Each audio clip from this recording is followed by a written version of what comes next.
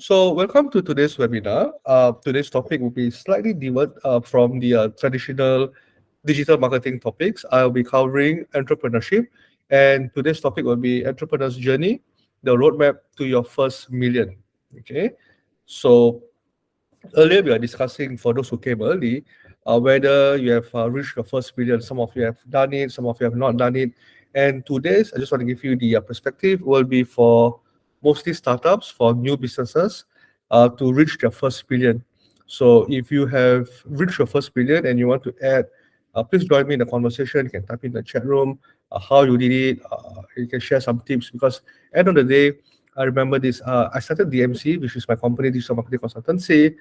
It's already 7 years old, and that's a long time in entrepreneurship. Yeah, and we have gone through a lot. So when I was doing these slides, it actually forced me to think back from the beginning to share all my thought processes on how to reach the first million and what will happen after the first million.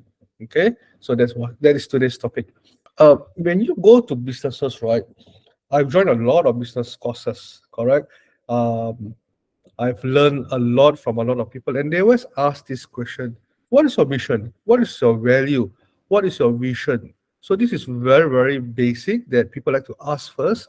But is that something that entrepreneurs do? Because when you teach or when you train, you need to have a structure, right? So you need to define your mission, what you want to do. You have your values and your vision. In the beginning, when you started your entrepreneurship, can you let me know if you're those who are doing businesses? Do you plan for all this? Do you write it down nicely? Or you just start off without even thinking, jumping into entrepreneurship? So I see some no's. Same, yeah. Same with me because end of the day, in the beginning, when I first started, I didn't know what I was doing half of the time. So where it all started, it was in Magic. So Magic was, I think now they changed name to Meranti, if I'm not mistaken, but it was a Magic, and this was the first time the government of Malaysia wanted to train digital marketing certification. So it was 3 months course, and they opened for tender. And during that time, no one was doing digital marketing, or very few. So I pitched in, I got a project, and if you can see me here, let me see where am I. Okay, I'm here at the back here. I like standing at the back. Yeah. And of course, many of you know my working partner at DMC. It was Zervin. So she was actually participant of the students here. She was amazing student, and that's where I saw opportunities. And I will talk more about partnership later. But this is how we all started. And it wasn't called DMC at that time. It was called Internet Academy, if I'm not mistaken. So this was like 8 years back, 8, 9 years back. Okay, so that was a long time. I still keep in touch with most of them, and they have grown. Yeah, so this is something that I want to share with you how we started. So to me, entrepreneurs are built differently. Okay, if you agree with me, let me know. If not, share your comments. So I think that we want more freedom in life, and we work longer hours. Oxymoron, right? Irony, right? You want more freedom. I don't want to work 9 to 5. I want to have freedom, right? But we work longer hours, Saturdays, Sundays, 9 to 9, 9 to 10, some of us even 9 to 12. Forget about work-life balance. When we first started business and as an entrepreneur, there's no such thing as work-life balance and all those kind of things, correct or not? Let me know your thoughts. We want more freedom, but we work longer hours. We carry a huge burden, especially when our team gets bigger. I do not know about you, but right now, my team is about 15 of us, and this is the number one or probably the top three. Constant fear that is it enough for them to sustain? Is it enough for us to keep continuing to do this business? Because most of them in my company, when I grew from beginning to what I am now, I realized that a lot of them are stayed with me from the beginning, and they've built a family in 7 years. They have debts, they buy houses, they buy cars, and things like that. So it's very responsible. I mean, to a CEO, to a founder, that we carry this burden, correct or not? And casualty rates are very high. I'm not talking about death, but I'm talking about business failures.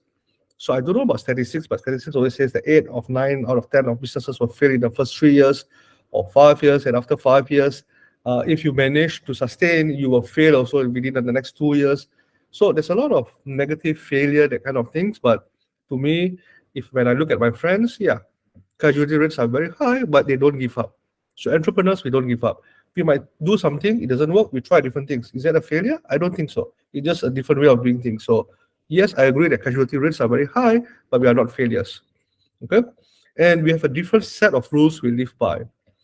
And we are more than willing to take risks and invest our money, invest our time, energy, skill set to a business, hoping that it will grow in a very, very near future, or in the middle kind of future. Yeah. So we have a different sets of rules. We are built differently. And I agree with this. And when I first started in 2016, that's where DMC was born. It was all fun and games. Half of the time, I do not know what I'm doing. So if you are starting a business and you're listening to me first time, it is okay. Uh, no such thing as mission, vision, and all those things, because you haven't started a business. And yes, we have a goal, we have a dream, but as businesses, we will learn how to pivot. We shall talk about that later. Okay. But I want to share with you, it's okay if you do not know all these things, because end of the day, theoretical, people teach you as your mission, the kind of thing is good. I'm not saying it's bad, but in the beginning, just do it. So I want to share this with you. This was I was trying to find my own space in Magic. I couldn't find, but it looks something very similar to this. It was an open space where we look at each other, or we pretend to work. Yeah, because we have to look at each other. You don't have to be hardworking, right? And I think that's good. But more importantly, it was cheap. Magic was giving me a table for 250 ringgit. I took it. And when my team grew, I took 2 tables. If my team grew more, I took 3 tables. And after that, when the team really grew to a certain size, we rented a place. Okay, but don't overthink. Just do it. Keep your costs low. I think that's very important. When you're first starting in business, make sure that you're going to be underpaid. I didn't put that in the first thing, yeah, but you'll be underpaid. I guarantee you. If you're working for businesses, I mean, a company today, you're getting like 5,000, 8,000. Forget about paying yourself that money, because if you want to start a business, you want to make your first million, keep your costs low, very, very low. I can tell you how much I was earning for the first 2 years. It was 3,000 ringgit. And do take note that that time I had car, I had a wife, I had family, food, and things like that. But business is a separate entity. You don't make money, you pay yourself 3,000. And I think that's a lot also. But I'll talk more about that. Yeah, but do keep your costs low. Now, things that I was lucky. I wouldn't say that I was good. I didn't say that I was prepared. Remember, I told you that I just jumped into it. But I got lucky a lot of things, and I'll share this all with you. Yeah. I just invited Zevin to join me in business. Yeah. And I said, hey, do you want to join me? Let's do something together in digital marketing. She said, okay. Now, that is more lucky than striking a lottery. I'm going to repeat that again. Finding a partner in business is so difficult. The way that we did not know each other. I don't even know her full name probably that time. Yeah, but we just asked her, you're so good at what you're doing. I have some ideas. Would you like to join? And she said, yeah, let's do it. And we just jump into it. And I said, let's try it first, before we commit to certain things. Okay. And that's how we grew up to these years. So I want to share this with you. Getting a partner is very difficult. It's more difficult than getting a wife or a husband or your life partner. Trust me on this. But I got lucky. So this is what I did. Now, we were in business teaching people how to do business online. So let me just tell you the background. When we first started this business, it was teaching people how to do business online. Now, this was 2015, I believe, yeah. And we were doing all these things. And during that time, people were just learning about digital. People know digital, but people don't know how to do it that well. So we saw an opportunity, and we started with teaching people how to do business online. And I call it ORAP, Online Real Estate Blueprint, and that was it, right? So what I did correctly also, I believe that we chose a service industry rather than product. Remember, we do have no cash. We didn't invest that much, probably 250 a month, and then that time also we didn't take salary. Only when we got money in, we took about 3,000 for the next 2 years. But we were in a service industry because it was higher profit margin. So we didn't have issues of buying stocks in bulk. We didn't have issues of warehouse. Now, I'm not saying that you have to start off with service industry. It's just that for me, I think that service industry is much easier than product-based industry, because there's a lot of mechanics in the product base, right? Especially if you're doing fresh food, there's expiry date, difficult. Service industry, it was me, Sermin, and skill sets that we have, right? So that's what we did. And how we do it, we model our competitors. During that time also, there's internet, there's Google, there's Facebook. People are getting it, but we follow what people did. We reverse engineered.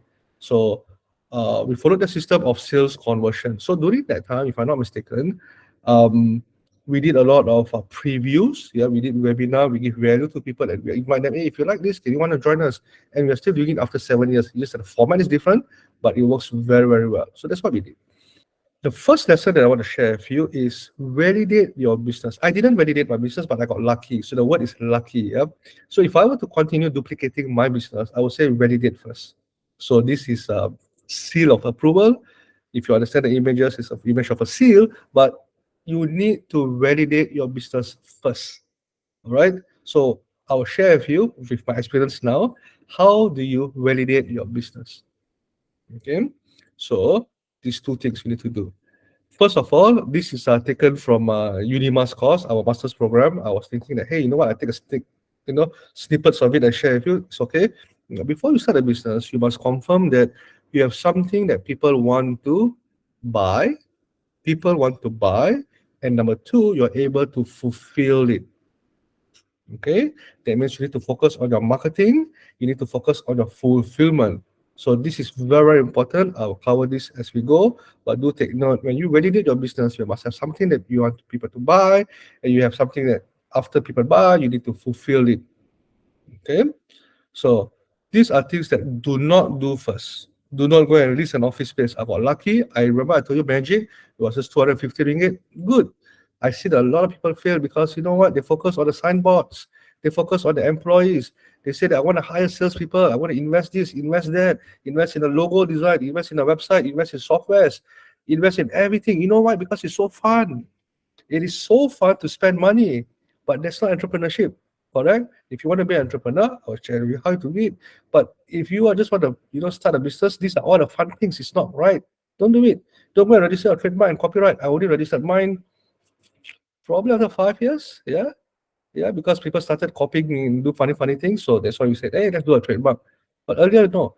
Print business cards, to this age, don't need lah. Oh, but I leave it to you. But don't build a multi-page website. Just build one page, to validate. Good enough. Don't have to buy cabinets, definitely. Don't have to take online personality tests, yeah, and see whether you are meshed with each other. Common sense is amazing. Learn how to use your common sense, yeah. Don't go and do funny things and then, I need to hire people with blood O. I need to hire people with blood A. That kind of things. No, yeah. Don't hang motivational posters. That's not how you do business, all right? You need to have the inner drive. Entrepreneurships are built differently. You do not need motivational posters to speak to you. So don't do all these things, right? Now, what you should do when you start a business, correct? You should do this. Sell and serve 10 customers. I'm not talking about your family members. I'm not talking about your friend. People will support you. I'm not talking about that. I'm talking about people go out, go and find 10 customers to validate whether you can market or not. Number two, I'll share with you, so that you have clarity and confidence for you to scale. So again, the biggest mistakes I see that every time people do business is this. They ask their family members, hey, what do you think of my business? So the family members, only two will answer you. One will support you. If you ask your mom will say, you useless, don't need to do. You cannot do anything. I know you from life, from birth. You don't waste your time. You can work. It's only two answers you'll get. One will support you, really, I'll support you, I'll buy from you. One will just tell you upfront, don't do it. Forget about that. Go and get strangers, go and sell 10. If you can sell 10, you can sell 20. You can sell 20, you can sell 200. You can sell 200, you can sell whatever amount, you can scale up. So you need to get the clarity and the confidence for you to scale. Always remember that, yeah? So this is what you should do first. And this is the pathway to do it. Because based on my experience, you should do it. Now, so what you should do is, when you have a product and you think it's so good, so amazing, right? You build a prototype, go and sell already. You don't have to be complete. So what I do now after 7 years in business, I launch the product first, I get customers first. I collect money from them and I say that I will do this course in the next 30 days. If I got enough people, I will say that, you know what, let's build this course, let's do it. That's how you should do it. So if you're talking about products, right? Maybe you said sell a competitor's product is okay. Sell a competitor's product and then find that you can fine tune, make it better. It's okay. Don't need to invest 10,000, 20,000, buy products, and then after that figure out how to sell. If you can sell and have a product fit, you are good. So why the problem with a lot of people, because when they first start, is it's very subjective. You ask different people will give you different things, correct or not? It's a moving target. People change all the time. People might say that, oh, I will support you, I'll buy from you, but when you sell to them, really, my budget is not so good. That kind of things will happen. Correct or not? So why 10 customers? Because it's objective. If you can do 10, it's enough to give all the feedbacks that you need. When you deliver the product, they will comment, correct or not? Ask them, how can you improve? Learn. These are all free things that you can do. And when you get real customer feedback, you improve, you improve, you improve. Then once you have a product, whether it's a service or a product, you have a perfect market fit. That's how you do it. And so in any businesses that I start now, I will do it. I have my fair share of things that I've built over the years, even though after I started DMC, where I can give you an example. Oh, I want to do e-commerce. So what I did, I built a website. I spent thousands of ringgit building the website. Yeah. Then what you need stock, right, to sell on the product, right? Okay, you get products in. Oh, get products, packaging in, everything we do perfectly. So we have a website, we have that, and we are good at marketing, right? So when we market, people say, I don't like this, I don't like that. And then you say, oh, we have the products already. What do we do? Too much work, give it up. So if you follow what I'm sharing with you now, it makes more perfect sense to validate the market, to make sure that you can deliver, get feedback, make it better. Once you have that, then launch. That's how you do it, yeah? So give you a 5-step processes, yeah? So define the problem you're solving. So as a business entrepreneur, it's always about solving problem. Always. So if people ask you, what do? You don't say that I'm a designer, I'm a gardener, I'm a TikTok influencer, I'm a digital marketing trainer. Yes, people are asking, what do? You need to answer, what do you solve? Oh, I help people increase their sales by X amount in 60 days. Yes, sir. How do you do it? You see what I'm saying? So if you go and networking in the future, people ask you, what do you do? What? Answer like how I answered. Don't say things like, I'm a digital marketing trainer. And they will go like, okay, I know 1,000 of you, so thank you very much. Bye bye. Get lost. So define the problem that you solve. Number two, define the ideal market. So ideal market means people who are willing to pay you. There is no higher validation when people pay you. Don't ask your mom, don't ask your father, don't ask your girlfriend, don't ask consultants. Forget about them. Go out and sell. Can you sell? And then people say, too expensive. So when people say too expensive, it's either they don't see the value that you're providing or they're the wrong target market because they cannot afford to pay you. It's always either one. It's very simple in business, right? So problem means to pay, correct target market, you got the ideal market. So don't have to listen to all these consultants, even though I'm a consultant by myself, don't have to. Correct? Because end of the day, I'm teaching you, go out, validate. That's the highest validation you can get. Because people pay you with their money. Okay? Then you deliver value, yeah, do it. And after that, ask them, you have gone through my product, gone through my services. What else can I do for you? What else can I do with you? For you, with you. Ask this question. You'll be surprised at the amount of networking opportunities you can get. Hey, Charles, I think you should do this. I think the MC should do this. Free consultation by paying people. It's very strange, right? Entrepreneurs pay people to get consultant, but the best consultants are people who actually paid and use your service. Those are the best ones. Think about it. Then ask what else. All right. So forget about scalability. Get your first 10. Just sell and serve 10 customers. That's what I do in any product launch that I do. I always make sure that I do this first. Okay. So let me know, which one should you focus first? Yeah, many of you are entrepreneurs, many of you are business owners. I think it's very easy for you to understand this. Do we focus on the product first? Do we focus on the people first? Do we focus on the promotion first? The answer is people. Remember, I told you earlier, as an entrepreneur, we solve people's problem. That's what we do. And then we find the market fit with our product, second step. And then once we find the market fit with our product base can be services here, and product by itself, and then we scale up with promotion. That's what we do. First step, find people's need. Do you need this? Do you need this to be solved? I have a solution. Good. Then fit using your product. Third will be scaling up with promotion. That's what you should be. Okay. So thank you for sharing. Yeah, by the way. So let's move on. So having said that, is your business millionaireable? Um, I got this word because every time I go out and talk to all this new generation, they will say, "Is your office Instagrammable?" I was like, in the first few times I heard, "Is this place Instagrammable?" I was like, "What the heck is that word? What is Instagrammable?" Then I realized, is it a place where you can take photos and it's good to post up on Instagram? Okay, so fine. So now I'm asking back, is your business millionaire rebel? Is your business millionaire rebel? Okay, so I will go through this process. Yeah. So the bigger, oh, I love this photo. The bigger and more urgent problem you solve, more money you make. Okay, let's read it together. I can't hear you, but let's read it together. The bigger and more urgent the problem you solve, more money you will make. Okay, so in a nutshell, you need to make your product, your services a must need, a must have, rather than a nice to have. Does that make sense to you? Let me repeat that. You must make your product, your services a must have rather than nice to have. Okay, so it's very, very important in business. So that is the first step to make a million. So let's reverse engineer how to make a million ringgit in a year. So we have a time frame of 1 year because you probably can make a million in 30 years. I think everyone can do that, but let's put it in 1 year. Okay, so the road to 1 million, if you have a product, okay, this is something that I did, and you're selling in one location, one country, one location, and let's take 365 days. And your product is 100 ringgit. Is it okay? So you got one product and your product is 100 ringgit. Okay, the sales. If you want to hit 1 million, every single day for 365 days, you need to sell to 27 people. So you need to think, how do I do that? Can I do it with e-learning? Can I do it online? Can I do it in scale? But to make 1 million sales, you have one product, one location, 1 year, 100 ringgit. Every single day, you need 27 customers. Okay.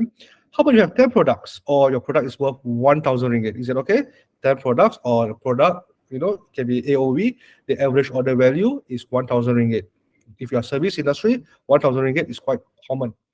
So 1,000 ringgit or 10 products, but basically you have 365 days. To make a million, you need to sell to 3 customers, basically 3,000 ringgit a day.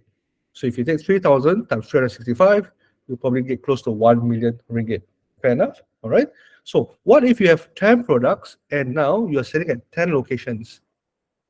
So we're talking about scalability. 10 products or 10 people are selling for you at 1,000 ringgit. You every day you only need 0.3. What do I mean by that? Every 3 days you need one customer to hit 1 million ringgit. So what we can learn from here? Is your product able to reach 1 million? So you need to ask yourself this. So when you choose a business, you can choose anything. Agree with me or not? If you want to start entrepreneurship, you can. So I just take an example of curry puff. Okay. So if you want to buy a curry puff, today is, let's say, 1 ringgit. I know it can be lower, 70 cents, 80 cents, but for calculation's sake, 1 ringgit one.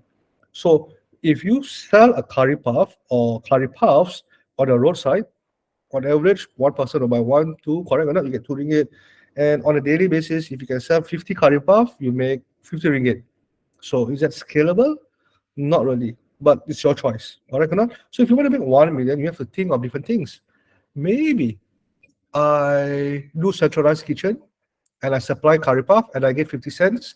They make profit of 50 cents and I can have 10 locations. And now 10 locations times 50 ringgit. So your brain needs to think. Yeah. Or maybe you said, also very slow. How about I package frozen curry puff and instead of 1 ringgit one, I sell it at 8 ringgit and I sell 10 at one time. So now it's 8 ringgit and it's frozen and I do distribution. So actually entrepreneurship is very, very fun, but it's how you want to play the game. Does that make sense? It's all your choice. So I think knowledge, the more you have, the more easier to hit 1 million. But it's a simple concept that the more you sell, the higher margin, the higher value, is faster, easier to reach 1 million. Okay, so that's what I'll share with you. Now, when we first started, remember the all rap thing? Yeah. We were teaching people how to make money online and things like that, and it was going well. And one day, I got served. I was asked to appear to court. It was out of the blue. I didn't have any hint. People are happy. I was asked for feedback. But one day I got served. A student actually asked me to go small claims court and say, I want back my money. He didn't even approach me to say that he was not happy. He didn't do that. He just said that you've been served. I was like, what the heck? I was being served. I was very, very upset during the time because I was here doing my business, doing my best to train people on how to make money online. I do admit maybe 7 years ago I was a little bit gung ho. I probably, you know, uh, promise more than I can deliver. Maybe. Well, I can't remember. But I do remember that he didn't even talk to me. He was just, serve me, ask me to go to court. I want to share this with you. Transparent, right? So I was damn upset. You know what? And I said, there's no way I will lose. No way. So what I did was, what I did? Wow, got students to correct not ask for testimonials. Each one of them, written testimonials, video testimonials. You're not happy, I'll fight you in court. Oh, gung ho, correct or not? So no idea. So I went to court. Okay, during the appointment, sit in front of a judge. So the judge asked, what happened? I said, this fella want back his money because he's not happy. And then he argued that I didn't deliver what I said. Okay, fair enough. So he didn't even talk to me. So don't take note, he didn't even talk to me. Straight away to court. And I said, can I prove? So the judge said, sure, go ahead. So you have some pitch. Now, I have no experience in court. I didn't consult a lawyer because I know that I'll win. You know what happened? I talked a little bit and then I stopped and then that's it. And I thought that I can keep talking as much as I want. No, the moment you stop, finish. The next fella talk. You cannot talk anymore. Do you realize that? I didn't know about that. So all my proof, all my, my script that I prepared, all my preparation, my video testimonials, I couldn't show because during that time, I was just talking and then I finished and then the judge asked me, is there anything else? I said, not at the moment. The judge said, okay. And you know what? Then for the talk and he talked and he talked and he talked and he presented his case and I realized that what the heck, I have no way to win this anymore. So the judge asked, do you want to solve it on your own? I said, yeah, let me solve it. So I asked him, I said, what do you want? He said, I don't like the way you trade. I want back my money. I said, sure. So take it back.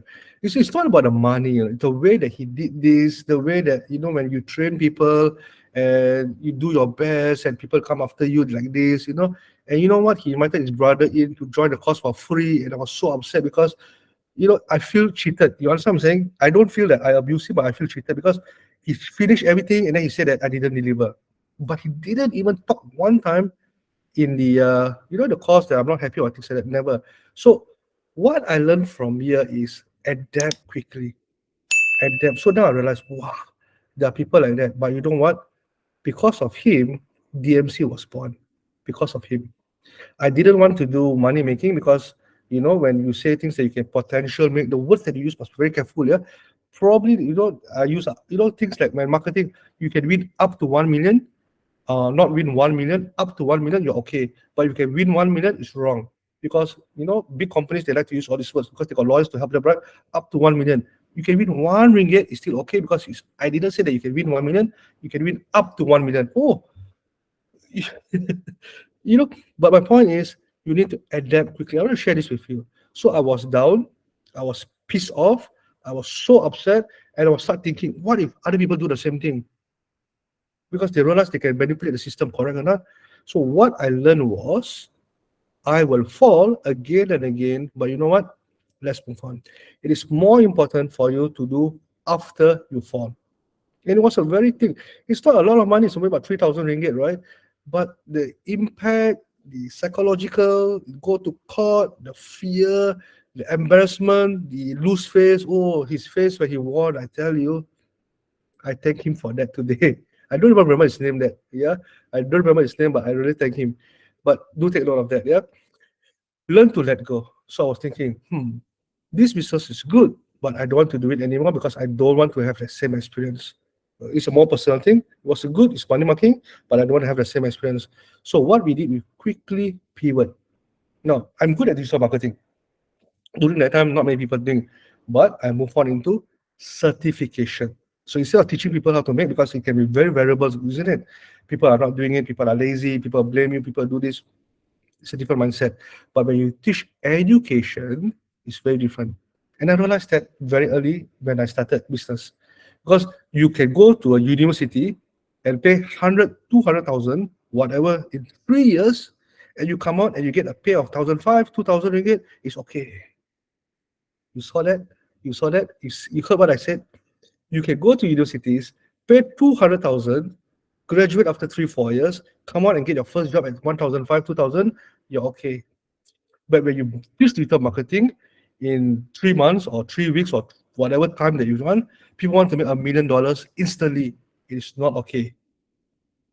So I realized that very, very early. So I pivoted into education. So I want to share with you all this. So what we did, we pivot very quick. Similar concept, digital marketing, but we went into certification. So during that time, this was 2016. This is where DMC was born. I changed the company name to Digital Marketing Consultancy. So we wanted, because I still don't know what I'm doing. I want to do training, I want to do consultant, I want to do service industry. Wow, everything I want to do, correct or not? But as I go along, I realized that certification is the one that's making the most. So speed of execution matters. Remember, I still don't know what I'm doing, but I focus on these three: consultation, services, agency, and training. Consultant, nobody wants to pay me. So forget about it. There's no market fit. Service industry, I tell you, was hell. People pay you 2,000 for a website, they expect you to build a 200,000 kind of website. Until now, I will never touch services industry because it's so hard, so complicated. Even though if I'm black and white, you will do this, you will do that. People will say, I didn't know what you're talking about. I don't want to do this. I want this. I want this. I pay you, never do. Wow, I really respect those who can do digital marketing services, but no for me. So education is fine. So we went and focused on that. So this is where DMC was born. And this is where we first started Digital Marketing Professional Certification Program. During that time when we did our market research, there was only one big competitor. I no need to mention name because I don't think I need to, but we did it so much better. And this was the proof that we did. I think some of you went to the class, but now we changed, we pivoted to online, but this was the beginning how we started. We focused on certification. And I remember telling them in year 2016, 2017, I said this, one day, the certificate will get you a diploma, will get you a degree, will get you a master's. I proclaimed when I was 2017, 2016. Today, DMC have TVET, diploma, degree, and master's program. So I don't want to operate like a university because the licensing is expensive, a lot of heavy courses, but I am a training provider where I can offer all these courses. Does that make sense to you? So it's a very high profit margin kind of business. All right. And then in 2018, after 2 years, then we decided, okay, it's time to build our customer focus, our core values, our mission, and our vision. Now we know exactly what we're going to do, correct or not? So don't make 2 years mistake like mine. Validate first the 10. Don't make 2 years. You just validate within 3 months, you can get already. You need to wait 2 years. So here is our core value. Customer focus is a top priority, co-creation, embrace change, integrity, what we say we do, proactive, continuous learning. And our mission is transferring digital skills through education. That's what we're doing and focusing on. And our mission is to be the #1 training provider in Malaysia. Okay.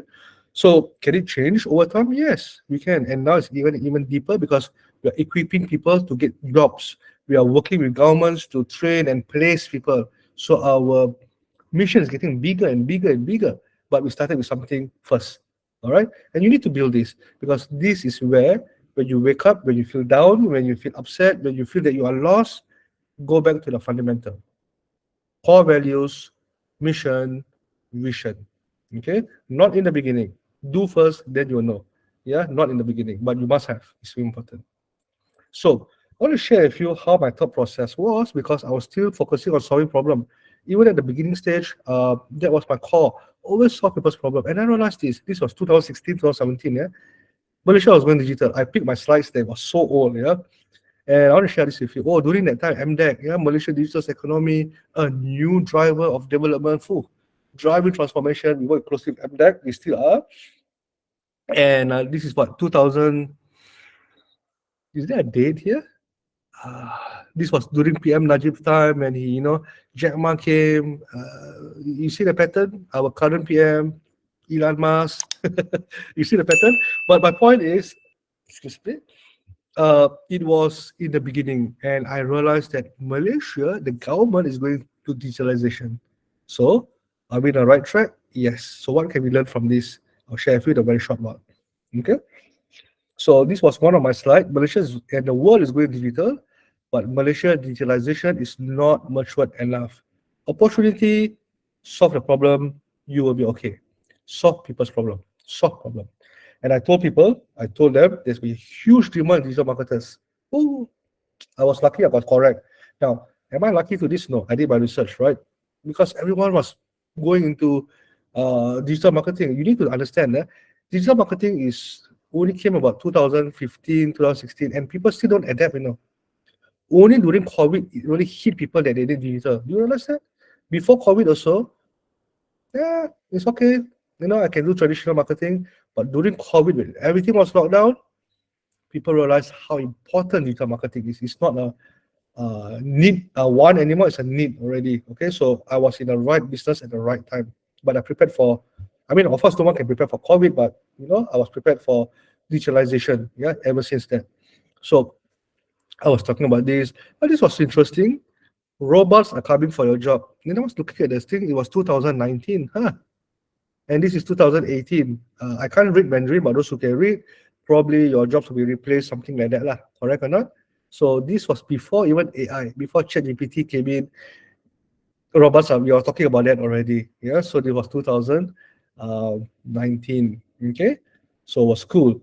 And I like this slide because it stated that if you wait, you fear of extinct. And I was using the graphics of a dinosaur because they're extinct. They didn't adapt enough. Businesses fail, and it happened. Yeah, sometimes you just need to step back, look at the bigger picture. What do people actually want? Is my product, my services fulfilling that? And you get the answer.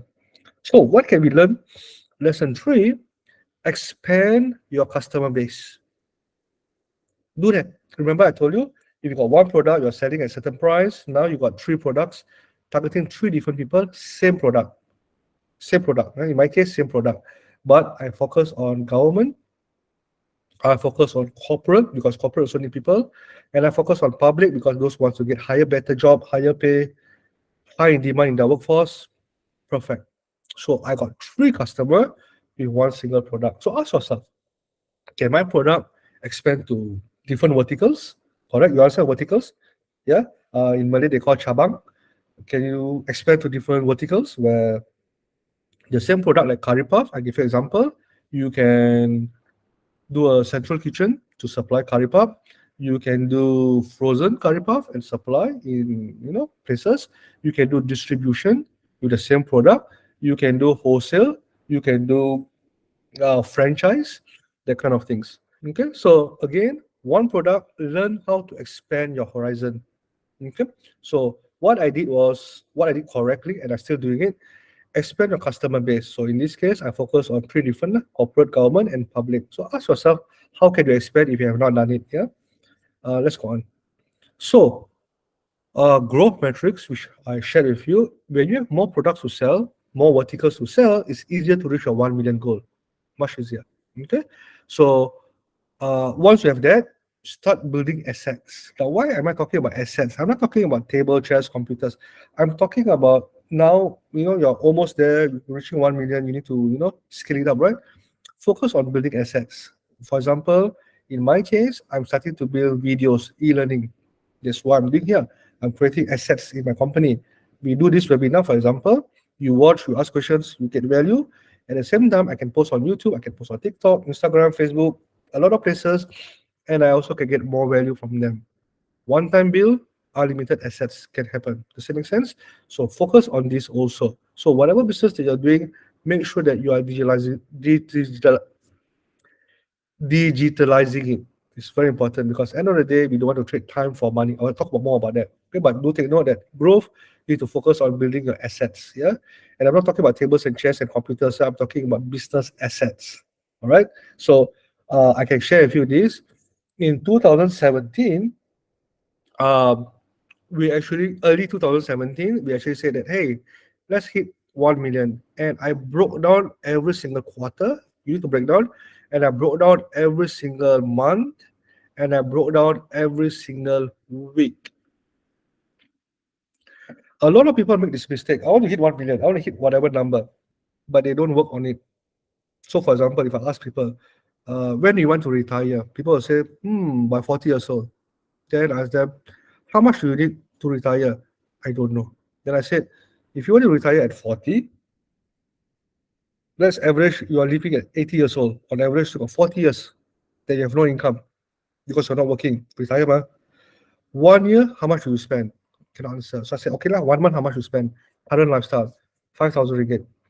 Take 5,000 times 12, 60,000. 60,000 times 40 years. Forget inflation. We make it easy calculation. That's how much money you have in your bank. So if you're 35 years old, you have 5 years to achieve that amount of money to retire at 40. Is it possible? When people talk to me like that, when I ask them hard questions like this, they'll go like, I don't want to talk to you, Charles. Go away. Bye bye. See you. Get lost. But in business, when you say something, you need to break it down. Correct or not? And I didn't show you the whole thing, but I broke it down every single month. I broke it down every single quarter. And we fight for it with my team. Correct? And we got for 1,043,148. When I look back at this, I was like, wow, in 1 year, okay, 2016 to 1 year, we hit 600,000 sales. But on the second year, end of the second year, that means on the third year, look past, we hit our first 1 million sales. All right. So don't ask me about my profit margin, but service industry, you calculate yourself lah, huh? But that was what we did. And then we gave a lot of bonuses to our team because they help us. All right. But that's what we do. But then again, car crash. Yeah. DMC was almost wiped out. Everything was going fine. But here again, second big issue. So this is what people say, the first 5 years, if you go through, if you can manage again, you will get a second wipeout. And I agree to that. And I will tell you why exactly it happens. But we did it in third year, right? So how or why did we almost got wiped out? Because we didn't have management skills. Remember, we're all startup, right? You want to do what you do. You want to do this, you do. We didn't grow in our management skills. So what we did was we hire more people. Agree or not? Business is good. Let's do more. Let's franchise out. Let's do this. Let's do that. Good. Hire people. Who to hire? We don't know how to hire. How to manage? We don't know how to manage. Do you have SOP to train? We don't have. So we were what? Kalam kabut lah. We hire people, and then you know what happened? We didn't know how to manage them. So if you want to extend, you want to scale, you need to have high, superb management skills. If you don't have this, get someone who can. In our case, both of us are not equipped. We didn't know, but we learned. But it was almost wiped out lah, because we're hiring people and cost goes up like super high, correct or not? And every month burn. The churn rate goes up. And solution for this is hire middle management. You as a business idea, if you want to validate already after 1, 2, 3 years, you know we want to scale up, hire middle management. This is what I learned, and this is what I'm doing. You need to hire middle management, because if you start to train them, you need to do this, you need to do sales, you need to do that, you get confused, people will just leave you, and then you cannot focus on this, you cannot focus on that. Remember, we are doing everything on our own, but now when new people coming in, it was almost gone, terrible, I tell you. We lose focus because we were training the internal team, and we couldn't do sales, and then we were doing training, and then we customer support service, and we are growing as much as we can, correct or not? So more problems here, more problems there, it compound, and the churn rate was very high. People come, people go, they learn everything, people go, people come, repeat the same process. Do not scale unless you have a system in place, SOP in place. I'll talk more about that, okay? But what I learned was you need super management skills and higher middle management, and speed of execution matters.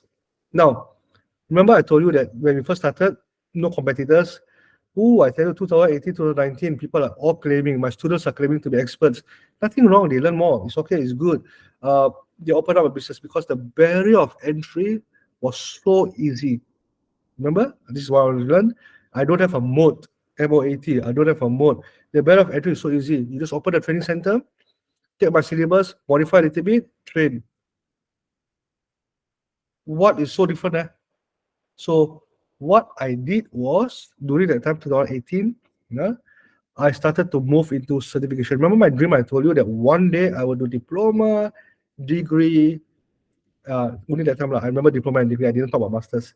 So it was the start of that journey. So now I have degree, I have macro credentials, I have TVET. It's not easy for anyone to do it. You need minimum 2 years to even get started. So that is something that not many people can do. That is why our mode is strong now. But that's a little bit advanced skill. But do take note that you need to adapt. You need to have speed of execution. Because you think that you have got a product, I guarantee you, people will follow, copy, model, throw price, destroy you, talk bad, whatever. So it happens. Okay. So this was a lesson I learned. So what I want to share with you is build a proven system before scaling. This photo looks like a complicated system, typing system, right? Build from scratch. Build something that is easy for you to scale, easy for you to validate, easy for you to control, then scale it up. It's very important to do that. So what we can learn today is in business, you need growth engine. You need to learn how to market or get someone who knows how. But as an entrepreneur, you must market. I don't agree that you get other people. You cannot outsource marketing. Either you or your partner must be good at selling. This is a fundamental. Okay. Then make sure you can fulfill. Yeah. Then learn management skills as we go along. Once you have these two in place, a system in place, you have value to give to your customers. You can grow your business. You can scale your business. I was still a gung ho style. Let's do this. Let's do that. It's good in the beginning as an entrepreneur. Not good when you have a lot of money burning on a monthly basis. Okay, you have a small business, no problem. Go ahead. Then start everything. But when you are scaling up, when you're hiring people, make sure that you have a formula to do both growth to get customers and fulfill. If you don't have this, it's very, very dangerous. Let me show you some of the things that's already obsolete so I can share with you. This is how we do marketing and we focus on, let me share for you. So what I call a growth engine is basically we start from here, we end from here. Is it okay? So how we do marketing, I use a lot of Facebook ads. People ask me to PM, I follow up, and then I ask them to join the WhatsApp. The moment they join the WhatsApp, I follow up with them. I follow up until we got a fulfillment. So I also market in job portals and do this. So this product is no more available. It was a government project, but this is how we do it. And once we know how to grow it, we get the people in. So we say, hey, you know what? How many people need to do this? Two, get the two people in. How many people need to do this? One, get one person to be dedicated. That is how what I'm talking about system. You plot it, you get the people, then you hire. Do not make my mistake where you hire people, pay higher, business development manager. So how do you market my product? Oh, I think you should do this. I think you should do that. 3 months no sale. Bye-bye. Thank you very much. Get lost. 30,000 gone. 3 months opportunity cost, depending on people, gone. And I repeat that for many, many months. I remember that. Oh, please do not do that. Follow what I'm teaching you. And I don't think business schools teach you all these things. Yeah. No, they don't. Yeah. So I'm teaching you my skill. Take it. So make sure you have a system, then get the people. Can you do better? Can you fulfill? Good. Then after that, you go into the fulfillment engine. Fulfillment is more complicated because you need to do this, you need to do this, you need to do this. So get one person dedicated for every single part. So you see, I can break it down simple because I know my processes. As an entrepreneur, as a business CEO, I don't have to do it, but I need to build this for people. You understand? And that is how you get people to work with you and make sure they control. So you are in full control. Because end of the day, if you're depending on people to do sales, you're depending on people to do anything, the moment they're gone and you don't have documentation, that's why I'll say bye-bye. All right? Any questions? Did somebody put up their hand? No, huh? Okay. All right. So growth, fulfillment, step-by-step processes, get the people in to fulfill whatever that you have planned. Okay. And this is where you need a objective high output team is very important. So who is responsible for every single department? Who is responsible for every single task? Eliminate finger pointing, set target, make sure they do it. Okay, that's how you do. So when people come and tell you it's not my job, I can tell you upfront, your company is dying. Upfront, if somebody you ask people to do this and they say it's not my job, your company is dying. Take a look, go through, read the process, understand the process. It's either you didn't say properly their job scope, or they don't feel that they want to help you to grow the business. They just want to do it. They're quiet quitting, and the moment you get a salary, they will go. Remember that, yeah? So it's not my job. It's a very, very, very, very strong indicating that your business is dying. Okay. So high output team, that's what you do. And let me just share with you what is an output team. You have a clear purpose, clear context, clear accountability. Understand why, understand how, understand who is responsible. So now my team, the moment anything screws up in my company, they will say, Charles, I'm sorry, I will do better. This is what I will do next. I don't even have to monitor that much because I have a very, very high output team. That's how they grow. We are doing good. We are doing growing, and I keep my team very small. I don't have a big team. So the core team is very important, right? So is it. So end of the day, I'll give you some tips from you to learn all these things as you do a business, because there's small businesses here. You are the CEO, driving the force behind your company. You're not an investor, not yet. When you make 1 million, 2 million, 5 million, you want to invest in companies, go ahead. But in your first business especially, you are the CEO. You are driving force behind the company. People look at you. People will find you for directions. And I want to say this also. I got very lucky, but choose your partners wisely. It's like a second marriage. In fact, it's even worse than a second marriage.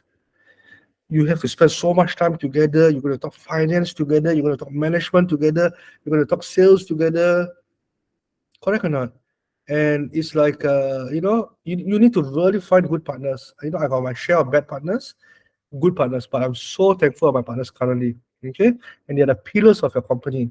They will support you. They will, a good partner will do that, not bite behind you and things like that. So if you have a partner and doesn't support you, yeah, okay. And always be innovative. Remember this, I told you, when we first started DMC certification, people said, I can do that, I'll follow you. Yeah, but when we pivoted, when we increased our mode, people come, people go, but DMC still remains, right? So what is next? Do I want to expand to Southeast Asia? Do I want to expand to e-learning? Yeah, because now after MCO, people are so comfortable with online learning. I was shocked and surprised. When we were talking before MCO, no, I don't want to do e-learning. I cannot learn online. Now, do you want to have a meeting? Can you come to my office? Yeah, Charles, no need lah, we do online meeting. Oh, things have changed like 260 degrees. No, 360 degrees is the same thing. 180 degrees, sorry. Completely changed. Everything has changed. People do meeting, people learn. I tell you, it's all different. So you need to be innovative, because if you don't innovate, you will die a slow death. Terrible. Okay, and make sure your product is evergreen, is always in demand. I think that I'm in the right business here, because people always want to learn. The product can be different. I'm talking about AI can be different, cybersecurity, but the core product, it's evergreen. Companies will come, companies will grow, companies will start up. You understand what I'm saying? So don't be a fad. If your business is a fad, meaning it's a phase, it's very dangerous. I want to share this with you. Do you remember the boba tea incident in Petaling Jaya, in PJ? There was a street of boba tea during that time. Everybody was opening boba tea. You remember not that period? I think about 2-3 years back. You remember? Everybody was doing boba tea.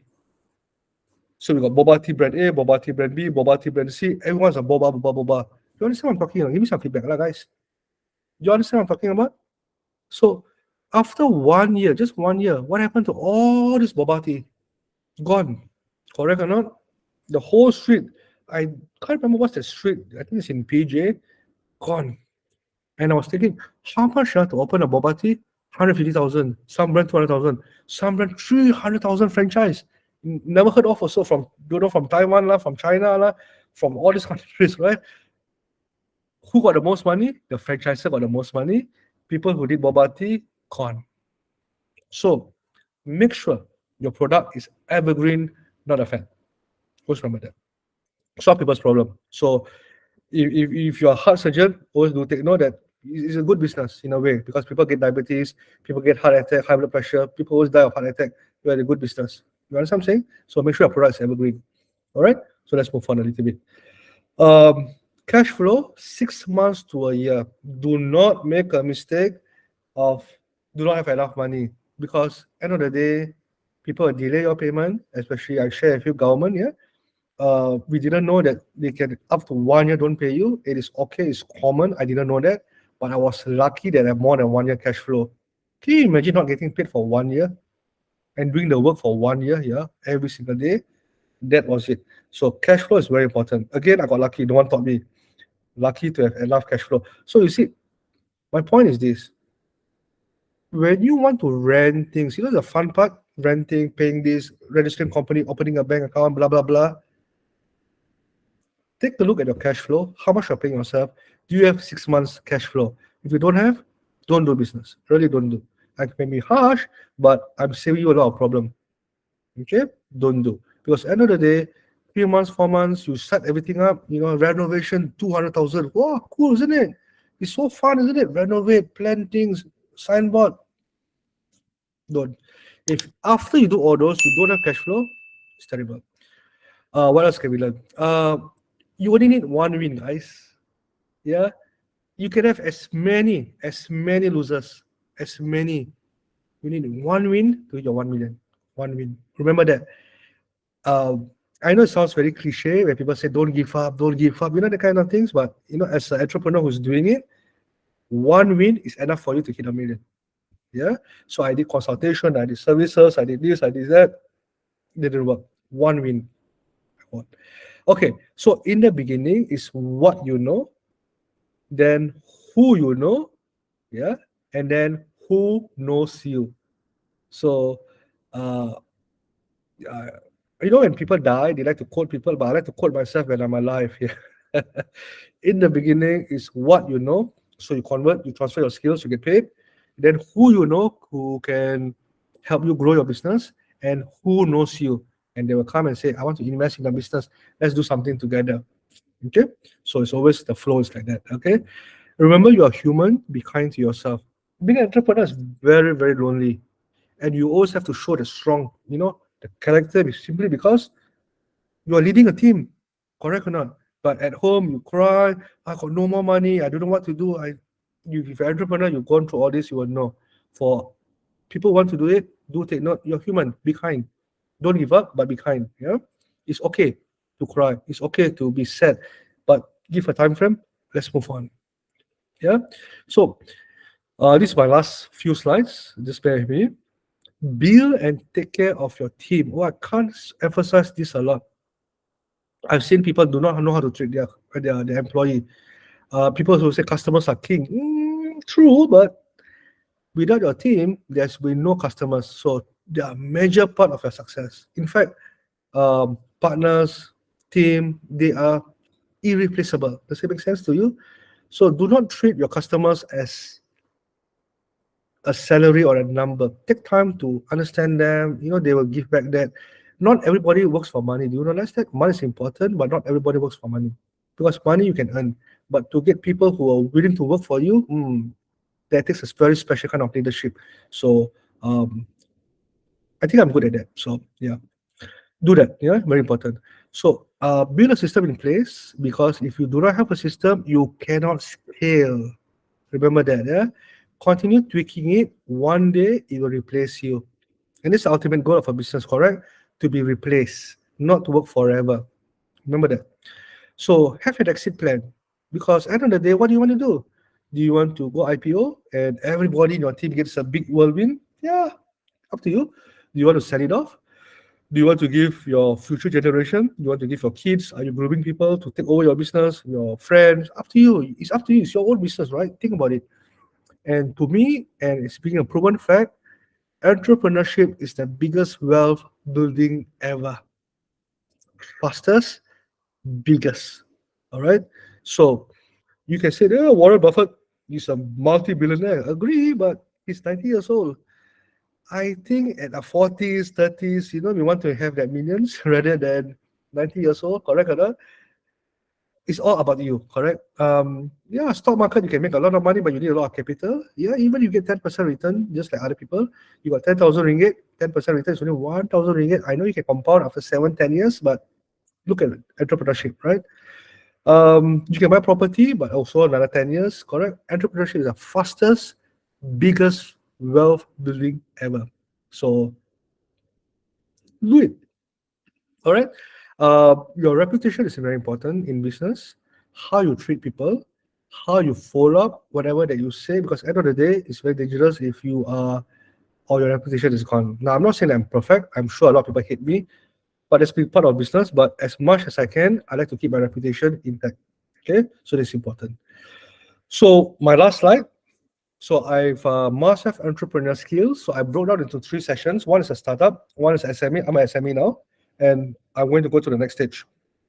And I came up with this table, and I think these are things to summarize. So as a startup, you must do everything. Not for you to, oh, I got money, I want to do, especially not your first business. You have multiple business, your proven system, go ahead. But when you're first, you need to do everything. You need to print notes. I remember, using Magic 3, 4 o'clock, printing notes on our own. Today we hire people to do it, but I did that. I did my own accounts. I did my own admin. I did my own marketing. I did my own training. It's a one-man show. Okay lah, with partners, 2-person show. That was a startup. Now, we all are more into strategic. We got a middle management to execute for us. I am more into, as a CEO, more of the strategic planning. And in the future, the consultant comes in. I can look into direction, I can plan things, yeah, but that's the skill set I need to have. Okay. As a startup, I paid a lot of tax, and it's in the beginning why I say I have to do that, because I want to build my profile. Because when you pay tax, banks love it. All right, so that you can get 1 million loan, 2 million loan, 5 million loan, no problem, take the money. Because now you got a system to scale, you can use this money, correct or not? But as an SME, you want to learn how to tax deduct. So you need to learn all tax, yeah, how to deduct your tax and things like that. And the next stage, I'm not going to pay any tax. Because as a business owner, you have the right to not to pay tax. As an employee, you must pay. But as a business owner, you can use that, yeah, to make money. Of course, I can talk about this one whole day, but get better people to do it for you. But what I'm doing is we can pay tax, because at the end of the day, it's 17% for business. Yeah, before you go to the next level, 24% for employee. You learn how to do that, yeah, and you don't have to pay tax. So learn this skill. As a startup, you need to manage yourself. You cannot be lazy. You cannot have the life-work balance, all this nonsense. Yeah, as an entrepreneur, it doesn't work that way. You work 7 days. When people call you, you answer. When you're an SME, I would say that you need to have staff management skills. Very important, leadership skills, right? And the next stage that I'm building is a board of directors. Oh, my first board of directors was hellish. I failed. I try again. But I need to learn how to manage them, because managing yourself is different from managing your staff, because you are the boss. But when you have other bosses that is your boss, which is your board of directors, shareholders, it's a different ball game. But you need to learn to go to the next level. You need to be expert in selling your product, services in the first level, startup. Second stage, you need to be expert in team motivation. You need to motivate them to do it for you, with you, for you, together. But when you go to the next stage, you need to be expert in joint ventures, collaboration, partnership. Yeah. Startup is what you know, leverage on it. SME is who you know, use them to catapult your business by adding value. And at the next stage, who knows you? They'll come and they'll say, I want to do business with you. Okay. As a startup, you need to trade your own time for money. As an SME, you trade a team's time for money. So remember, you're scaling up. Remember the story of making 1 million? You get more people to sell more, you make more. So you need to learn all these skills. And the next stage will be building a system to make money for you. So you're no longer trading your time. And one of the best ways to do it, I can share with you, is going online. Because e-learning, e-commerce, all the things is the best, fastest way. If you don't believe me, just go and read your own research. There are more millions made in the last 5 years in digital compared to the last 50 years in normal entrepreneurship. So it can be done using digital, and I'm sharing with you how I did it. So while we are doing this, we also have YouTube channel.